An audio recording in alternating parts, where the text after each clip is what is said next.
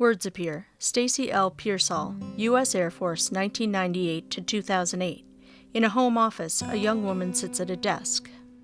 I would have never anticipated going out and doing my job would result in me having PTSD.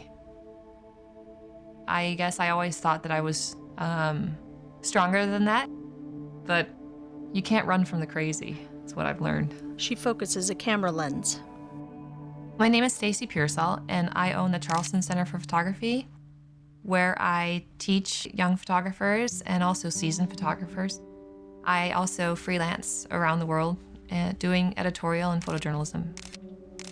Photos show two soldiers silhouetted by a cloud of glowing smoke and a man with a tube taped to his bloodied mouth. As a combat photographer, I saw a lot of extreme things. I can't turn that back. Unfortunately, I got to document one of the bloodiest battles in the war, now known as the Battle for Bakuba. A dozen soldiers patrol a smoky, rubble-strewn town. From January until May, 118 soldiers died in Diyala province. I knew them in one way or another. A soldier peers through a dirty, cracked window with an Iraqi flag on it. I think it was then I realized how precious each moment I had with those guys was to me, and then as a photographer feeling an ultimate responsibility for taking portraits of each and every soldier I served with, because I wouldn't know if they weren't going to live through the day. So I put a lot of responsibility on myself, and it took its toll emotionally. Wearing beige combat fatigues, Stacy sits at a laptop computer with an open bag of chips on her lap. I didn't really acknowledge the symptoms of PTSD, though they were happening. Outside, she wears a green jumpsuit. I didn't eat, I didn't sleep.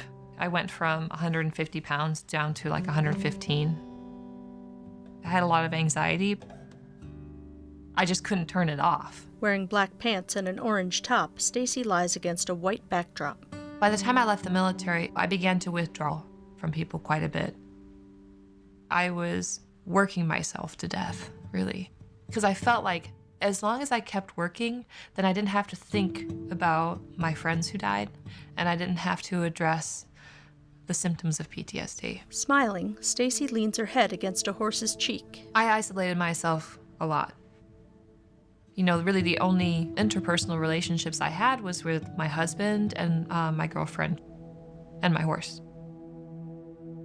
Everything that seemed really easy before now seemed insurmountable. Wearing scuffed black boots, Stacy sits atop a brown horse with a white stripe down its nose.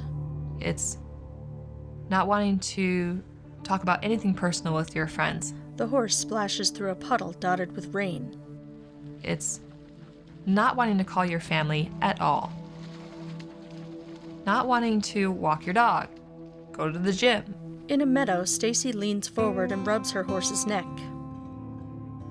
If you really want to get down to the nitty-gritty, it's not wanting to engage in your marriage, not being sexually responsive to your partner. At home, Stacy sits on a bed cradling a mug. And it was really the impact it was having on my marriage that caused me to want to go get treatment. I didn't want to lose the one good thing I had left in my life. In a fenced-in yard, Stacy and her husband watch food on an open grill. It's hard for me to say where I would be if I hadn't gone through treatment for PTSD, but I imagine I would still be in a very dark place, struggling in my marriage, no friends to speak of. And who's to say I would even be sitting here right now if I didn't get the help I needed. The couple hold hands at a patio table, their heads bowed over plates of food. I may have done something that was a permanent solution to a temporary problem. At the table, Stacy's husband gently holds her fingers in his. Pieces of Stacy's short, dark hair dangle over her forehead as she closes her eyes. Now, she stands in the front yard, awash in sunlight. I'm not 100% sure that I will ever be who I was prior to those experiences. But I am who I am now, and I'm living with it. In a studio, Stacy hands a cap to an elderly man seated on a stool. Screens and lights point toward him. I take pictures of veterans, particularly portraits, because it's my way of honoring their service. And I think Having that camaraderie brings us back to that bond that nobody else can break between military people. Stacy tosses her head back with a smile. It's a common denominator between us. We've all served, we've all sacrificed, and we still care for each other, and we're here for each other. She focuses her camera on the veteran. A hat on a stool reads USS Sierra, AD-18. Logos appear. About Face, the National Center for PTSD, and the U.S. Department of Veterans Affairs.